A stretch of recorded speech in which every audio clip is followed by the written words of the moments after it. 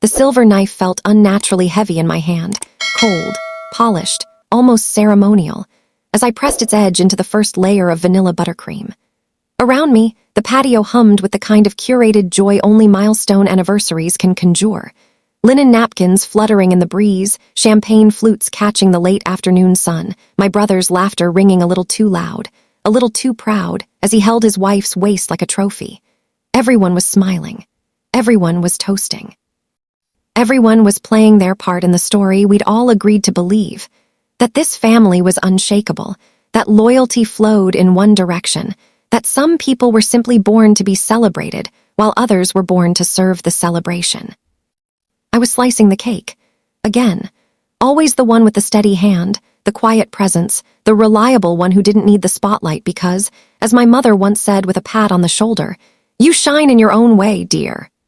I'd spent 3 days planning this, coordinating florists, confirming dietary restrictions, even handwriting place cards in calligraphy because no one else noticed those details. And yet, as I smoothed a stray crumb from the rim of the serving platter, I caught my reflection in the glass patio door. Blurred, slightly smudged, like an afterthought in someone else's photograph. That's when she appeared. Not with fanfare, not with drama, just a woman in a navy-wrap dress I'd never seen before, lingering near the lemonade pitcher like she belonged. She had kind eyes, tired in a way that suggested she'd seen too many family secrets unravel, and when she caught my gaze, she didn't smile. She stepped closer, close enough that I caught the faint scent of lavender and something metallic, like old coins or courthouse air. "He's not who they think he is," she whispered. The words landed not in my ears but in my bones. The cake knife didn't slip, not exactly, but my hand froze mid-cut, suspended between layers of sugar and lye. Around us, the party rolled on. Someone clinked glasses. My niece squealed over sparklers. But inside me, something collapsed and rebuilt itself in the same breath. Because I knew in that split second she wasn't talking about his marriage. She wasn't gossiping. She was nomming a fault line that had been trembling beneath our family for decades. One I'd felt in every sideways glance, every withheld inheritance mention, every time my name was absent from a legal document while his was etched in bold. I didn't ask who he was. I didn't need to. I just looked at my brother, laughing, lifting his glass, basking in the glow of being the undisputed heir, the golden son, the one whose truth was never questioned. And then back at the woman who now pressed a small, folded slip of paper into my palm before melting back into the crowd like she'd never been there at all. The cake sat half-sliced, the celebration buzzed on, but everything had changed. Because silence had been my currency for years. Now, proof had entered the room, and I knew, quietly, fiercely, irrevocably, that I would never serve cake at someone else's victory again without knowing who truly owned the table. Up until that moment, I'd worn my role like a well-tailored coat, fitted, familiar, invisible in its perfection. The kind of sibling who remembered your coffee order but never asked for anything in return. The one who drove across town to pick up your dry cleaning when you were too swamped, who organized your baby's shower down to the last pastel ribbon, who stayed late to clean up after every family gathering while others drifted off with murmured thanks. I wasn't resentful, not outwardly. I believed, for a long time, that love was proven through service, that loyalty meant showing up even when you weren't seen. But standing there with that folded slip of paper burning a hole in my palm, I realized something colder, sharper. I hadn't just been overlooked. I'd been strategically sidelined. While my brother received praise for showing up, I was expected to hold the whole structure together without so much as a footnote in the family narrative.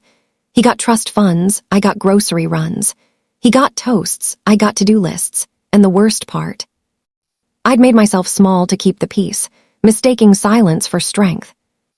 That's why I need to ask you this now, really ask you. Have you ever been handed a role in your family so neatly wrapped in expectation that you didn't notice the strings until they started choking you? Have you ever been the one who kept the lights on while someone else took the credit for the sun?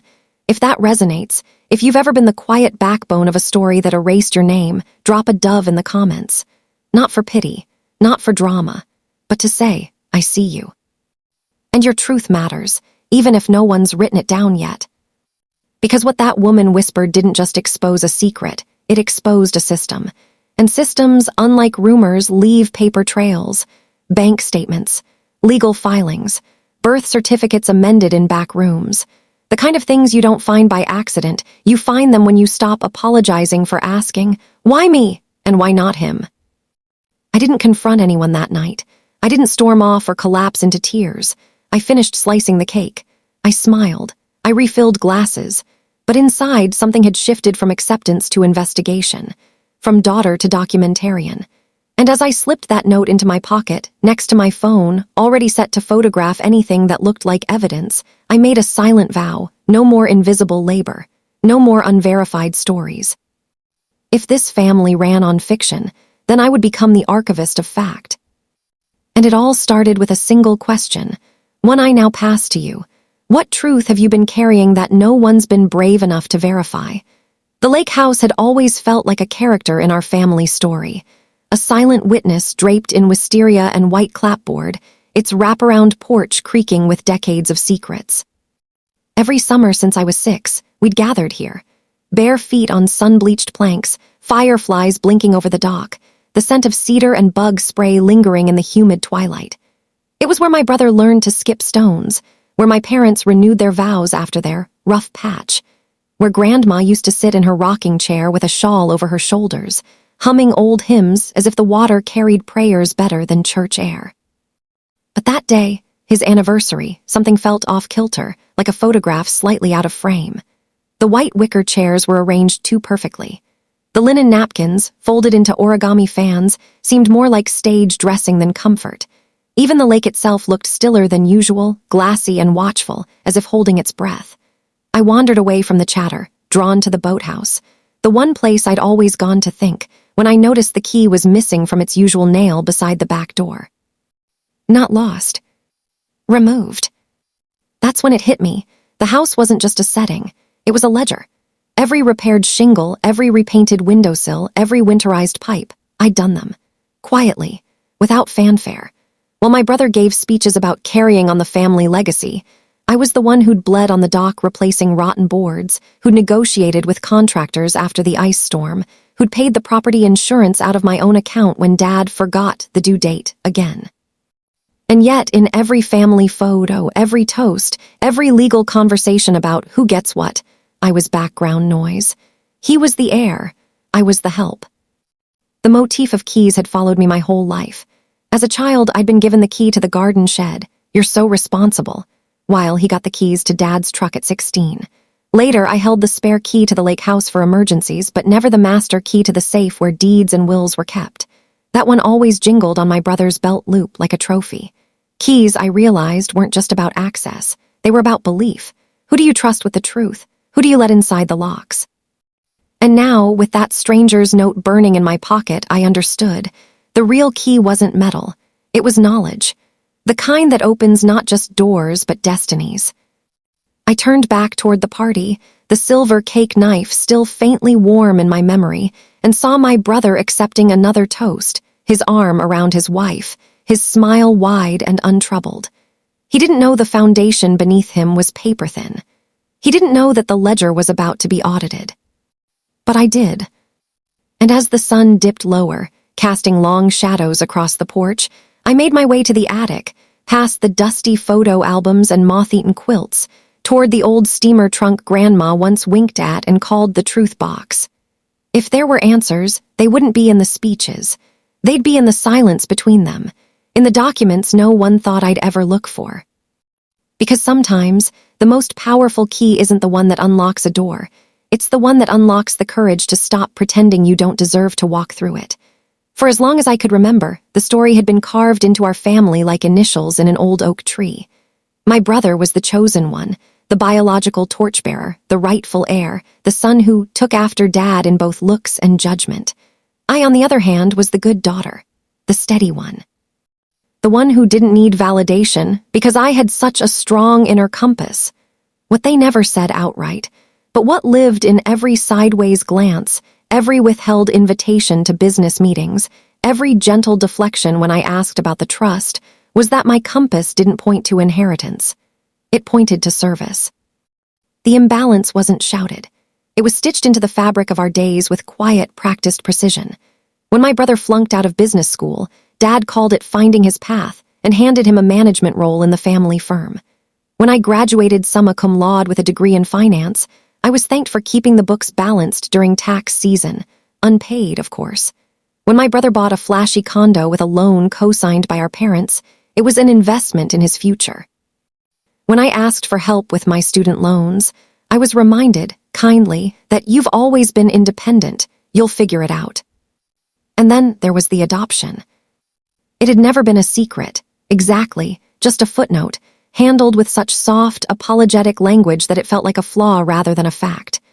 "You came to us in the most beautiful way," Mom would say, smoothing my hair like I was something fragile that might break if handled too directly.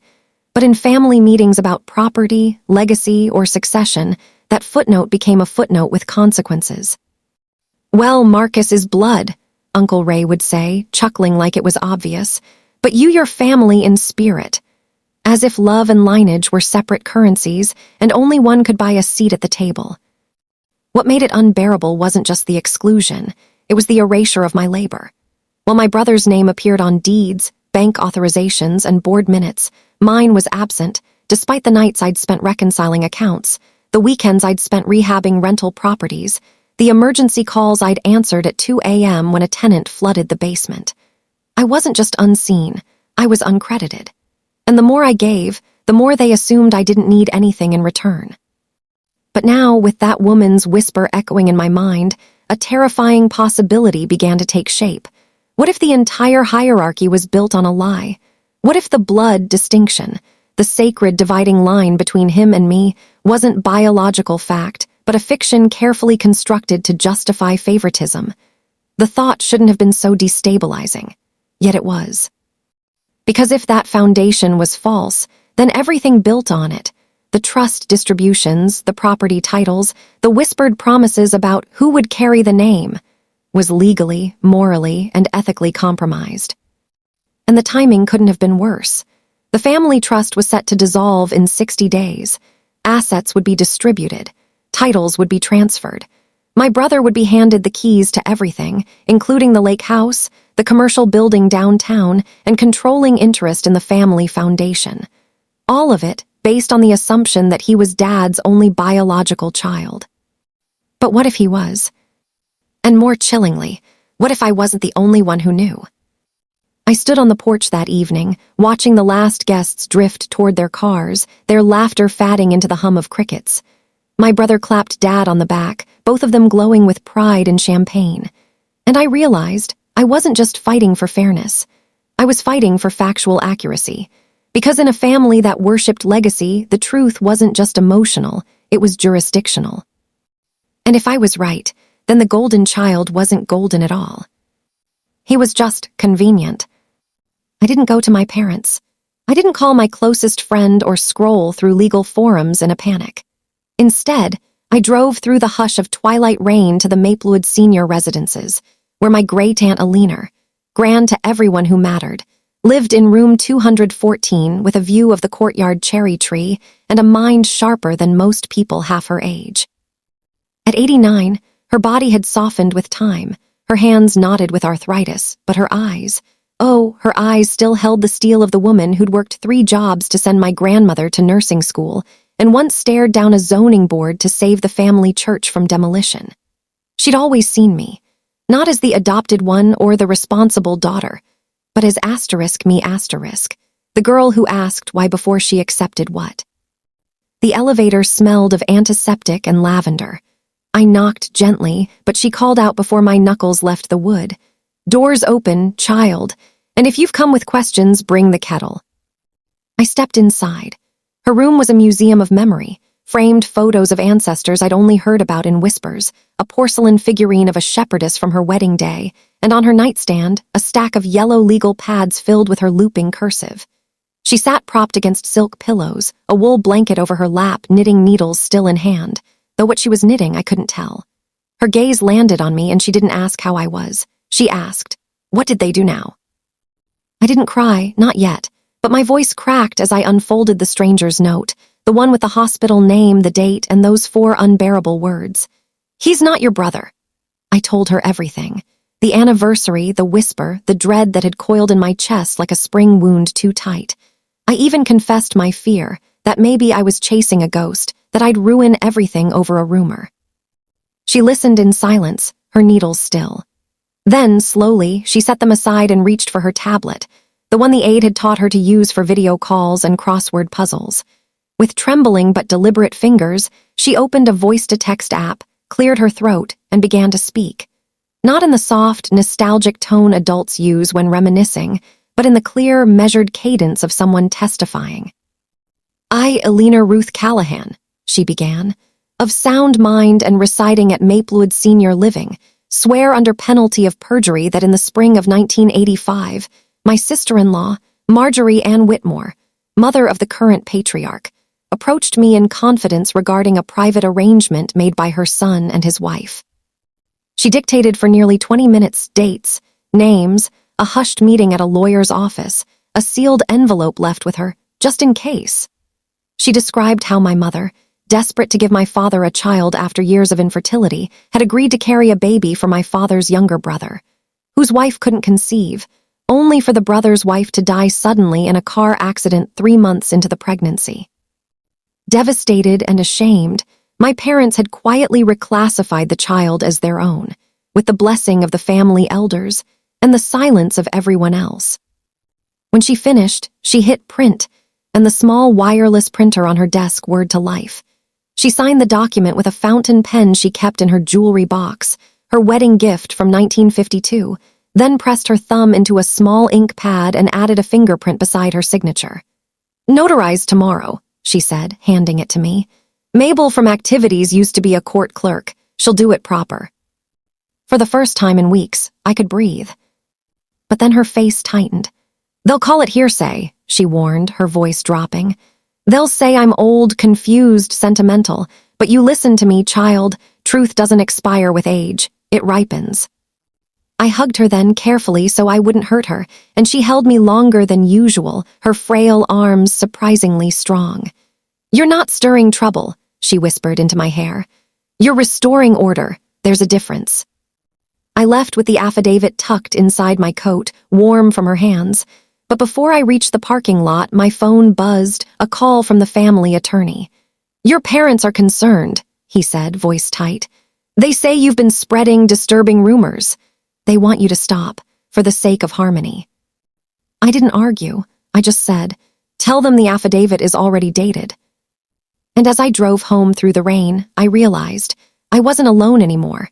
The truth had a witness. And witnesses, especially elder ones, are harder to dismiss than documents. The attic smelled of cedar, dust, and old decisions. The kind people tuck away hopping time will dissolve them. I hadn't planned to go up there that night. But after leaving Gran, with her affidavit folded inside my wallet like a sacred text, I couldn't sleep. There was something in her voice, not doubt exactly, but caution, that made me restless. "They'll say it's just my word," she'd murmured, and she was right. One woman's memory, no matter how sharp, wasn't enough to overturn decades of legal fiction. I needed paper, hard proof, something that couldn't be chalked up to age or sentiment. So at 11:37 p.m., barefoot in sweatpants and a hoodie, I climbed the pull-down ladder into the attic of my parents' main house, the one they rarely used since moving to the lake full-time.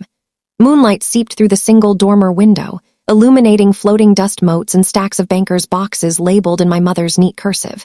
Christmas decorations asterisk, tax, 9803 asterisk, baby photos M. The M stood for Marcus. There was no box for me. Just a slim accordion folder in the hall closet labeled asterisk adoption, misc, asterisk, as if my entire origin story fit under miscellaneous. But Gran had given me a clue. "Check behind the false bottom in the old steamer trunk," she'd said, almost offhand, as I left. "Your grandmother kept things there she didn't want the men to find." The trunk sat in the far corner, brass corners tarnished green, leather straps cracked with age. I knelt, heart thudding, and lifted the lid. Inside, moth-eaten quilts, a pair of vintage ice skates, and a shoebox of black-and white photos. Nothing unusual. Then I pressed along the inner base just as Gran described and felt it. A slight give. A hidden compartment. I pried it open with a butter knife I'd brought from the kitchen, and there it was. Not a diary, not a letter, but something colder, more clinical, a hospital intake form from St. Marlow Women's Center, dated March 12, 1985. My mother's name was printed at the top, *patient, Deborah Lynn Whitmore *, but in the section marked * reason for visit *, someone had handwritten in blue ink, surrogacy intake, carrying for sibling couple Robert and Clara Whitmore. Pregnancy confirmed, 10 weeks. Below that, in a different hand, likely a nurse's, was a note. Patient states biological mother deceased, MVA, 22885.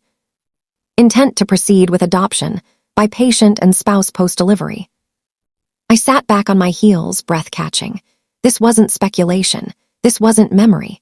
This was a primary source, created in real time by a medical professional, stamped with a hospital seal, and filed before my brother even drew his first breath. The form was yellowed at the edges, the ink slightly blurred from humidity, but every word was legible. And at the bottom, in my mother's unmistakable loop, her signature verifying the information as true. I took 3 photos with my phone, flash off, natural light only, making sure the date stamp, the hospital logo, and her signature were all visible. Then I carefully placed the original back in the compartment, closed the trunk, and wiped the knife clean before returning it to the drawer. No one could say I'd stolen. I'd only witnessed. The next morning, still in my pajamas, I called a civil attorney recommended by a friend in family law. I have a hospital document from 1985 that contradicts a birth certificate, I said, voice steady despite my shaking hands. Is that admissible? It's a start, she replied, but you'll need corroboration. County records may be a witness. Still, don't lose that paper, and don't tell anyone you have it. I didn't, but I did something quieter, more strategic. I walked into the downtown branch of the county records office that afternoon, dressed in a neutral sweater and carrying a tote bag with nothing but my ID and a notebook. I requested a search of all vital records related to my brother's birth year under our family name. The clerk, a woman with kind eyes and a name tag that read *Marjorie*, didn't ask why. She just typed, clicked, and after a moment slid a printed sheet across the counter. There's an amended birth certificate on file, she said softly, as if sensing this wasn't routine. Original was sealed, but the amendment notice is public. It lists your mother as the birth mother, though the filing date is 6 months after the original. I thanked her, paid the $3 fee, and tucked the printout into my notebook. 2 pieces now, small, yes, but together they formed a pattern, a trail. That night I sat at my kitchen table and laid everything out. Grand's affidavit, the hospital form, the amendment notice. No grand declarations, no shouting, just facts, side by side, whispering the same truth in different voices. And for the first time, I didn't feel like the girl who was told to stay quiet. I felt like the archivist of a story that had been waiting 40 years to be told correctly. The moment I stopped asking nicely was the moment everything turned cold. It started with a phone call from my father 2 days after I'd quietly filed a preliminary inquiry with the probate court. A procedural move, really, just to preserve the right to contest the trust distribution once it triggered. I hadn't accused anyone. I hadn't leaked documents. I'd simply asked, in writing, for a full accounting of assets and clarification on the biological basis for heirship designations. Standard practice, my attorney assured me. But when Dad's voice came through the line, it wasn't the warm baritone I'd grown up with. It was clipped, low, edged with something that felt less like disappointment and more like threat. "We've heard you're digging into things that don't concern you," he said. "This family has stood on loyalty for generations. Don't be the one to crack it open over, what? Jealousy." Jealousy. As if wanting truth was the same as wanting his throne. Before I could respond, my mother got on the line, her voice trembling, not with anger but with practiced sorrow. "Sweetheart, please," she begged. "Marcus's anniversary was just last week. Can't you let this go for the sake of peace? We've given you everything you've ever needed." Everything I'd ever needed, not wanted, not deserved, needed asterisk, as if love were a ration, not a right. I stayed calm. I cited Grand's affidavit. I mentioned the hospital form. I even offered compromise. Just revise the trust to reflect equal standing. I'm not asking for more, just fairness. Silence, then we'll talk to the lawyer. But they didn't talk. They retaliated. 3 days later, a certified letter arrived at my apartment. Inside, a temporary restraining order filed by my brother Marcus Whitmore, petitioner versus my name, respondent alleging harassment, defamation, and emotional distress due to my baseless and malicious inquiries into private family matters. He claimed I'd confronted him at his home, made threatening statements, and attempted to coerce relatives into signing false affidavits. None of it was true. I'd never stepped foot near his house. I'd spoken to no one but Gran and my attorney, but truth didn't matter now. What mattered was the paper trail he was creating, one that painted me as unstable, vengeful, unhinged. Worse, my boss called me into her office that same afternoon. She didn't fire me, but she gently suggested I take a week of personal leave. There, been feedback, she said, avoiding my eyes. From a mutual contact, concerns about your focus, your judgment. I knew immediately who'd called. My brother sat on the advisory board of our nonprofit. He'd weaponized my career to silence me. I tried one last time to de-escalate. I wrote a letter, calm, notarized, citing only facts, offering to withdraw all inquiries if they agreed to an independent trustee and split the estate 50-50. I even proposed mediation through a neutral third party. I hand-delivered it to their lawyer. 2 days later, I got a response, a single line via email. Our clients decline your proposal. Cease all contact immediately. And then, the final blow, they changed the locks on the family archive room at the lake house. The one place where original deeds, trust documents, and Dad's handwritten journals were kept. The key I'd held for 20 years, my responsibility key, no longer turned. That night I sat on my couch, the restraining order lying open on the coffee table like a verdict. My hands didn't shake, my breath didn't catch, because something in me had gone still, cold, clear, and utterly resolved. Negotiation was over. Mediation was a fantasy. They didn't want peace, they wanted silence. And I was done being quiet. The next morning I called my attorney and said 3 words, file the motion.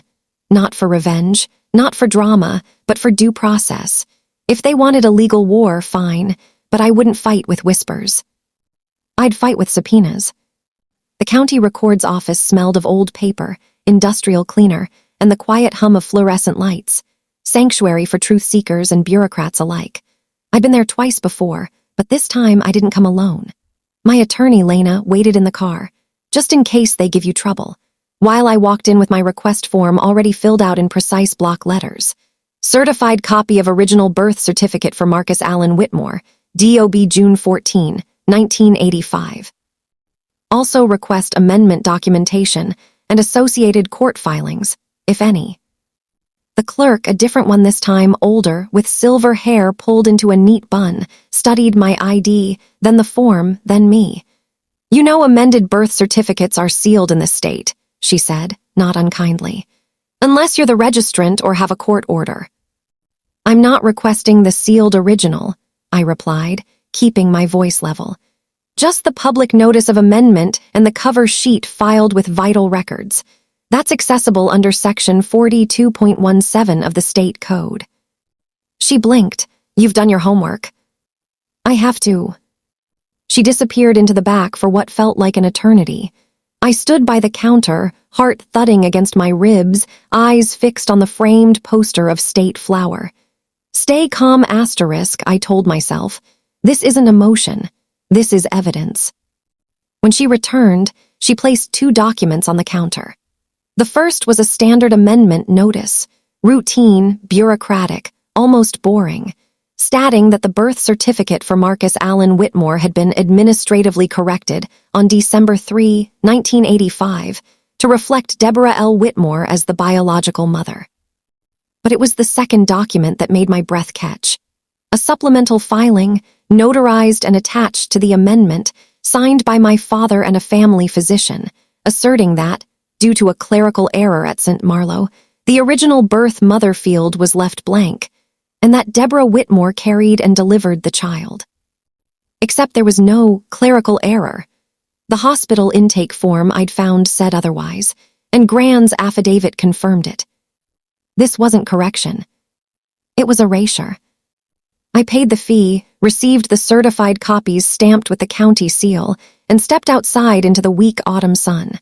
Lena rolled down her window. "Well." I handed her the folder. She scanned it in silence, then let out a low whistle. "This is gold," she said. "Combined with the hospital form and your Graytance affidavit, we've got a triad of contemporaneous and corroborating evidence. This isn't speculation, it's a paper chain of misrepresentation." Back in her office that afternoon, we drafted our next move. Not a dramatic lawsuit, not a tabloid exposé, but a quiet surgical petition. In re, Whitmore Family Trust, request for equitable reclassification of beneficiary status based on material misrepresentation of lineage. We filed it with the probate court the next morning, along with a motion to freeze all trust distributions pending review. Then came the bank. The family's primary assets were held in a private wealth account at First Metropolitan Trust, where Marcus had recently taken out a $350,000 HELOC against the lake house, citing renovation plans. But the deed listed only his name, based on the trust's assumption of his sole heirship. If the trust was invalid, so was his claim to the property, and by extension, the loan. Lena called the bank's legal department herself. "We're advising you," she said, voice calm but steel-edged, "that the ownership of the collateral securing loan XXXXX is now under formal dispute in probate court case 2025 P7731. Per Regulation O, we recommend an immediate administrative hold pending resolution." Within 48 hours, the HELOC was frozen. No draws, no refinancing, no selling, just silence from the bank and fury from my brother. I found out not from a call, but from a screenshot my cousin sent me in secret, a family group chat I'd long since muted, now exploding with panic. "She's got the birth records. Dad, did you know about this? We're being audited." Marcus had posted a single line in all caps. "She's trying to steal our legacy." But I wasn't stealing anything. I was just finally reading the fine print. And the fine print, it turned out, had been rewritten in someone else's favor all along. Now, the receipts weren't just in my drawer. They were in the court's file. And the bank system. And soon, very soon, in the hands of everyone who'd ever toasted my brother as the rightful heir. Because when truth has paper, it doesn't need volume. It just needs to be filed. I didn't want a scene, I never did. But I knew with chilling clarity that truth left in the shadows would never be believed, only whispered, doubted, eventually forgotten. So I chose the stage carefully, the same sun-drenched patio at the lake house where my brother's anniversary had been celebrated just weeks before. The same white wicker chairs, the same linen napkins, though this time I arranged them myself. No champagne, no cake. Just a long table, set for 8 with water glasses and notepads, like a board meeting, not a family gathering. I sent the invitations by certified mail. My parents, my brother, my 2 uncles, Aunt Miriam, and my teenage niece, the only one young enough, I hoped, to still care about what was real. The note was brief, formal, and unemotional. "Please attend a family meeting regarding the Whitmore Trust and property holdings. Legal counsel will be present. Documentation will be provided." Marcus called me 3 times before the meeting. I didn't answer. When they arrived, the air was thick with tension disguised as politeness. My mother wore her pearl necklace, the one she only brought out for funerals and formal dinners. My father walked with his hands clasped behind his back, the posture of a man preparing to defend a kingdom. Marcus showed up late, sunglasses on despite the overcast sky, jaw tight, radiating the kind of performative calm that always preceded his outbursts. But this time, I wasn't afraid of his anger. I'd seen what it could do, and what it couldn't. Lena, my attorney, sat beside me, calm and immaculate in a charcoal suit. At my other side, in a wheelchair pushed by a home health aide, sat Gran. She insisted on coming. "If we're setting the record straight," she'd said that morning, "I'll be there to witness it." Her hands rested on her lap, trembling slightly, but her gaze was steady, fixed on my brother like a judge who'd already weighed the evidence. I didn't open with accusation. I didn't raise my voice. I simply placed 3 manila envelopes on the table, one for each of my parents, one for Marcus, and slid them forward. "Before we begin," I said, "please read what's inside." Silence, the kind that comes right before a storm. Marcus tore his open first. His eyes scanned the first page, the hospital intake form, then the certified amendment notice, then Grand's affidavit. I watched his face shift in real time, from smug dismissal to confusion to a dawning horror that he couldn't mask. He looked at my father. "What is this?" My father didn't answer. He was reading his own copy, his face draining of color. My mother let out a small, wounded sound, like an animal caught in a trap, and covered her mouth with her hand. Only my uncles reacted with anger. "This is a setup." Uncle Ray slammed his envelope down. "You're trying to rewrite history because you're bitter." "No," I said, voice quiet but unwavering. "I'm just reading what's already been written by doctors, by clerks, by our own family, in real time, on official paper." I turned to Marcus. "You've lived your whole life as the biological heir, but the records say otherwise, and if the trust was structured on that assumption, then legally it's void."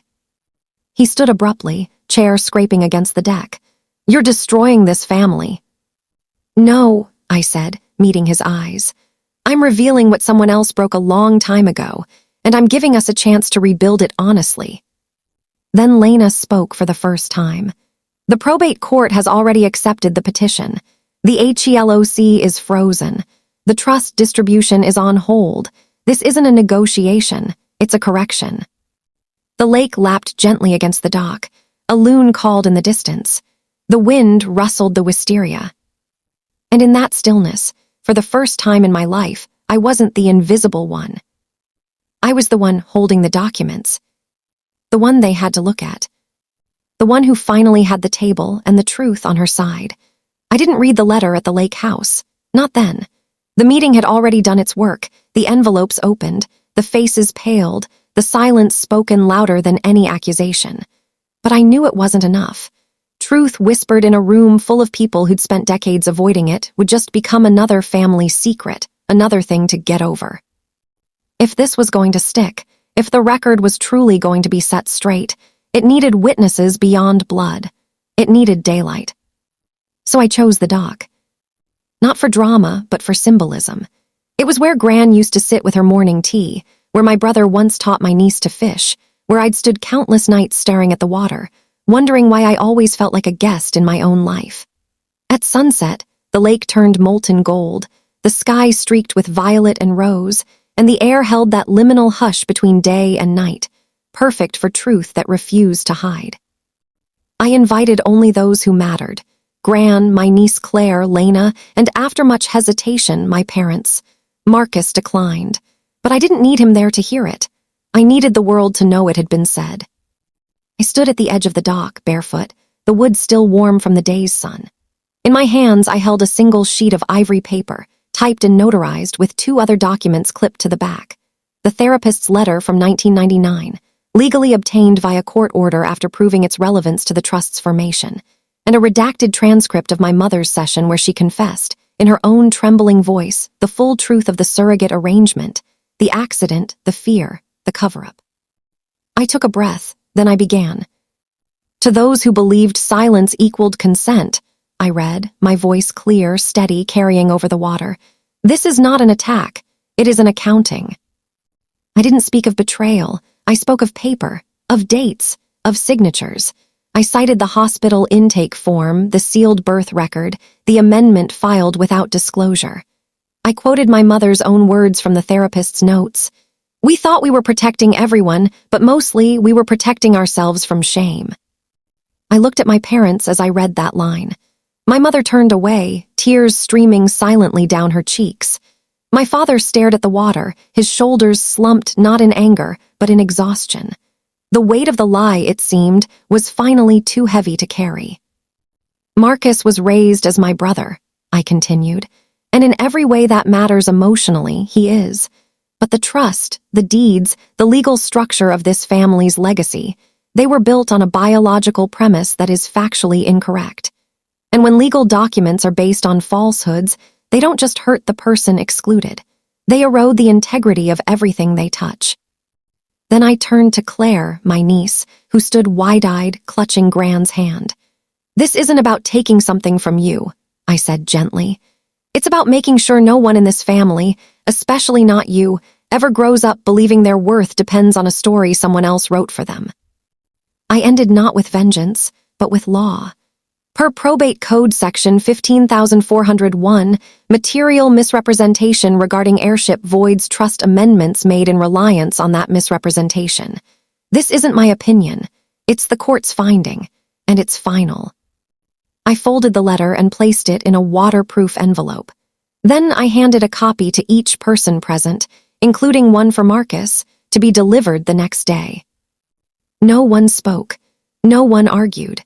The only sound was the soft lap of water against the pilings and the distant cry of a heron taking flight. But in that silence, something shifted. Not forgiveness, that would take years if it ever came, but acknowledgement, the kind that can't be unsaid. Because truth doesn't need a courtroom to be valid. But sometimes it needs a dock, a sunset, and a voice willing to say it out loud, so everyone knows it can't be buried again. The ruling came not with fanfare, not with a gavel slam or a courtroom gasp, but in a plain manila envelope mailed from the county probate clerk, arriving on a Tuesday morning while I was brewing coffee, the steam curling into the quiet of my kitchen like a sigh of relief. I almost didn't recognize its importance at first. No bold letterhead, no dramatic seal, just a stamped return address and my name typed neatly on the front. But when I opened it, there it was. In the matter of the Whitmore Family Trust, docket number 2025 P7731, final order granting petition for equitable reclassification of beneficiary status. Judge Althea Ruiz had ruled in my favor, not partially, not with reservations, fully, unequivocally. She wrote that the evidence presented, Gran's affidavit, the 1985 hospital intake form, the therapist's records, and the county's own amendment documentation, constituted clear and convincing proof of material misrepresentation regarding biological lineage at the time of trust amendment. She noted that the original 1980 trust, drafted when I was 4 and Marcus not yet born, had named me as equal beneficiary alongside any future biological children. But the 2003 amendment, which stripped my voting rights in the family foundation and designated Marcus as sole successor trustee, had been executed under the explicit assumption that petitioner was the only non-biological child, an assumption now proven false. Therefore, the amendment was void ab initio asterisk from the beginning. Legally, it was as if it never existed.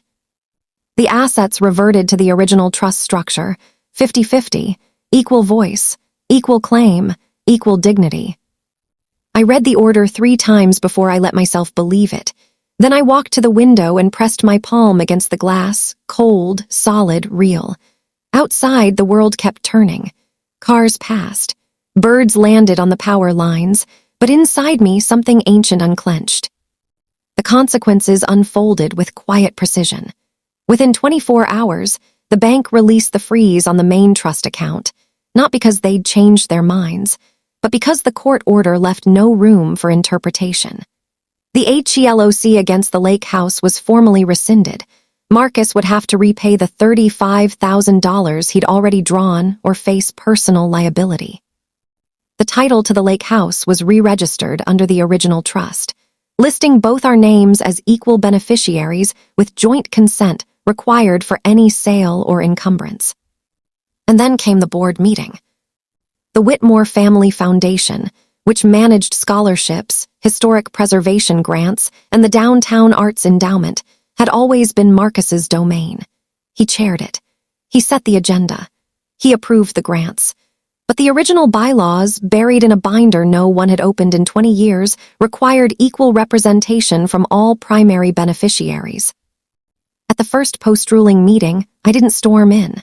I arrived 5 minutes early, wearing a simple navy dress, and took the empty chair beside the one marked co-trustee.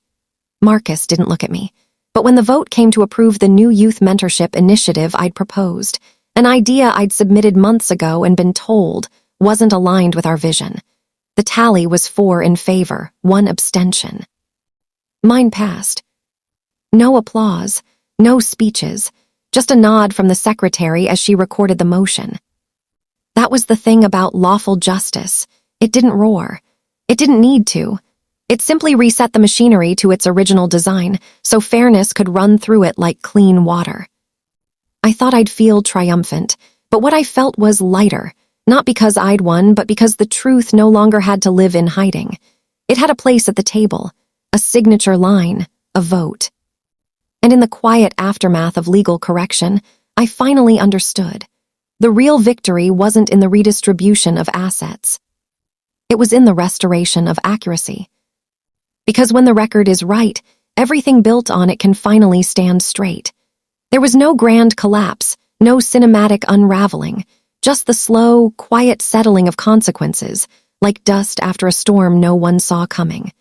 The kind of fallout that doesn't make headlines but reshapes lives in ways that echo for years.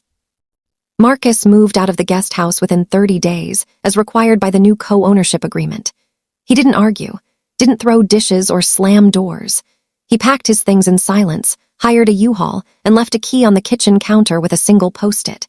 "Don't worry, I won't come back unannounced." He'd taken a short-term lease in the city, far from the lake, far from the foundation boardroom, far from the family name that no longer came with automatic authority. I heard through my cousin he'd changed his social media handle to include his middle name, Marcus Allen, instead of Marcus Whitmore. Not legally, but enough to signal a quiet retreat from the identity he'd been handed. My parents didn't disappear, but they receded. They stopped calling every Sunday, stopped forwarding family group emails. When I invited them to Claire's school play, they sent a gift card with a note that read, "So proud of you both. Not of you, not of Claire. You both." A small thing, maybe, but a shift. They weren't denying the truth anymore. They just hadn't figured out how to live in it yet. The anniversary photos were never printed. The album sat half-filled in a drawer at my mother's house, a ghost of the narrative they'd tried to preserve. The lake house stayed standing, its beams still solid, its windows still catching the light, but the energy inside had changed. No more tense silences masked by clinking glasses, no more hushed conversations that stopped when I entered the room, just space. Quiet, clean, and finally mine to share, not because I'd taken it, but because the law had confirmed it was always partly mine. There were no lawsuits, no counterclaims, no desperate attempts to appeal. They'd had their chance to fight the evidence, and when the receipts held under scrutiny, they chose silence over shame.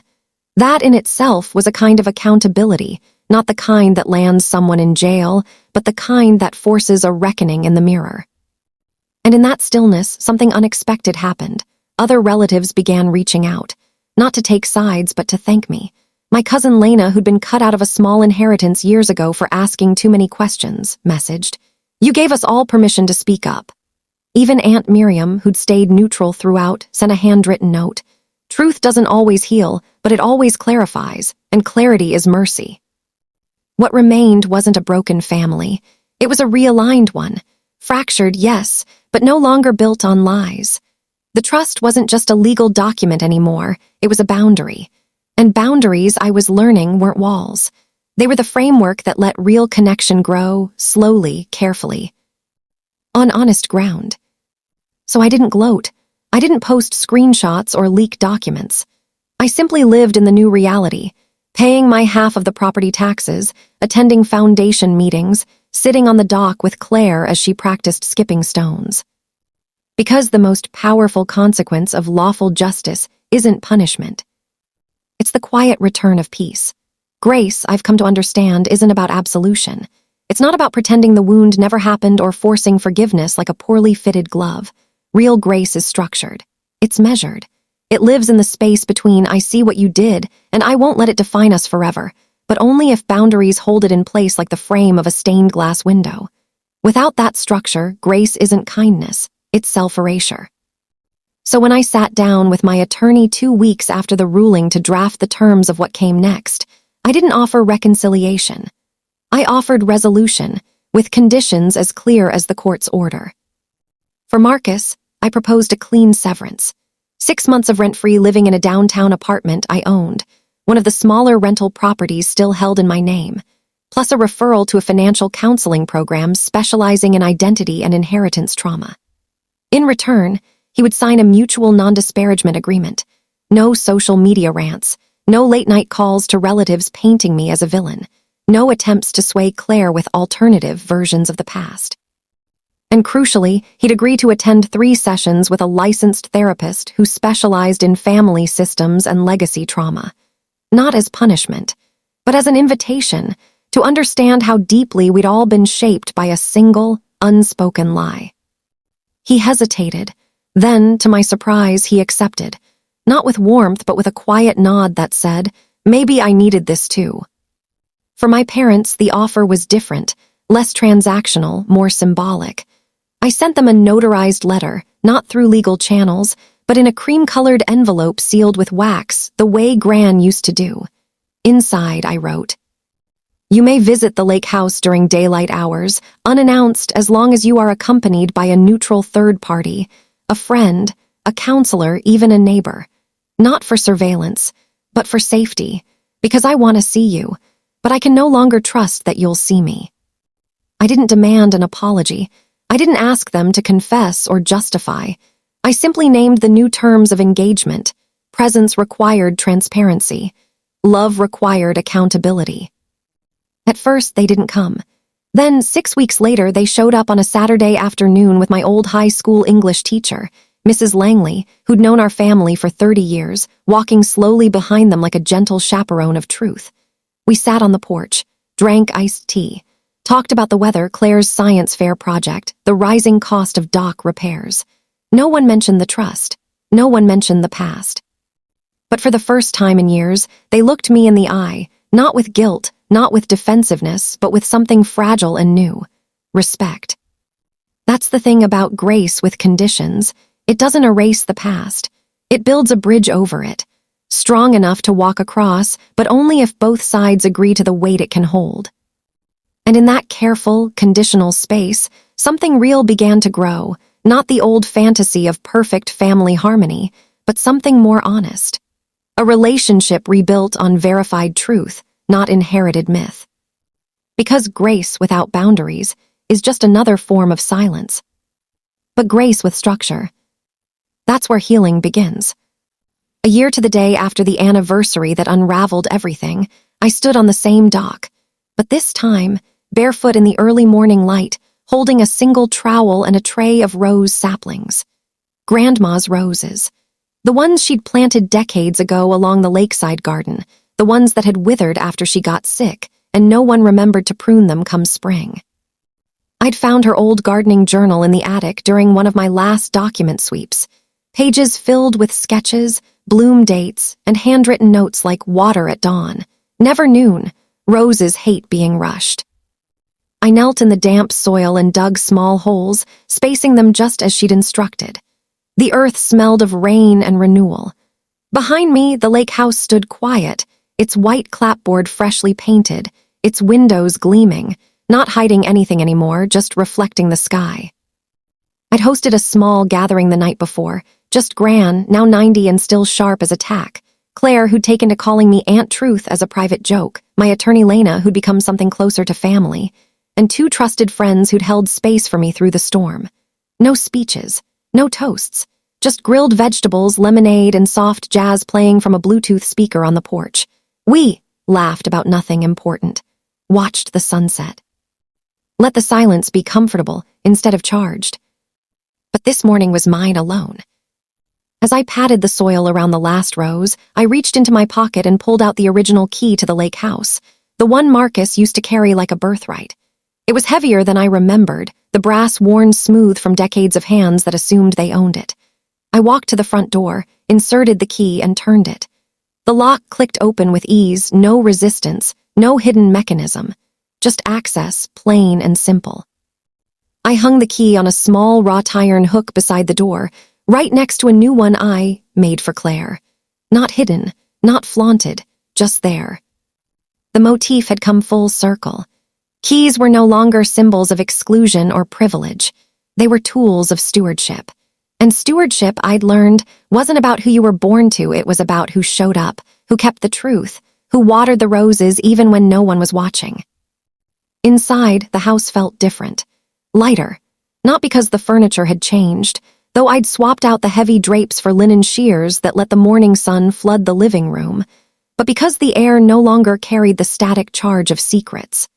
The safe in the study still held the deeds and trust documents, but now my signature was required alongside any action. The guest room, once Marcus's unofficial pied-à-terre, was Claire's art studio, canvases leaning against the walls, jars of brushes on the windowsill. I made coffee and sat at the kitchen table, the one where so many family decisions had been made without me. Now, it held my laptop, open to a draft of the Foundation's new community grant guidelines, one that prioritized transparency, youth voice, and restorative justice. From erased daughter to documented equal, from quiet supporter to co-steward, from ghost in the ledger to named heir. None of it had come through shouting. None of it had required revenge. It had come through receipts, yes, but also through restraint, through showing up with proof instead of rage, through choosing clarity over chaos every single time. And as the first rosebud unfurled its petals in the morning light, I knew the quietest revolutions aren't won in courtrooms or on docks. They're won in the daily choice to live in truth. Not as a weapon, but as a home. There's a kind of peace that only comes after truth has been spoken, not once, but consistently, calmly, with paper to back it up. It's not the peace of forgetting or pretending or sweeping things under a beautifully woven rug. It's the peace of alignment, the deep, quiet relief of living in a world where your reality is no longer contested, where your name appears where it belongs, and where your labor is finally seen as contribution, not obligation. If you've ever been told your truth doesn't matter because family comes first, I hope this story reminds you. Real family doesn't require you to disappear. Real family makes space for the whole truth, even the parts that are inconvenient, even the receipts that disrupt the narrative. You don't have to choose between loyalty and honesty. In fact, true loyalty demands asterisk honesty, because love without accuracy is just performance.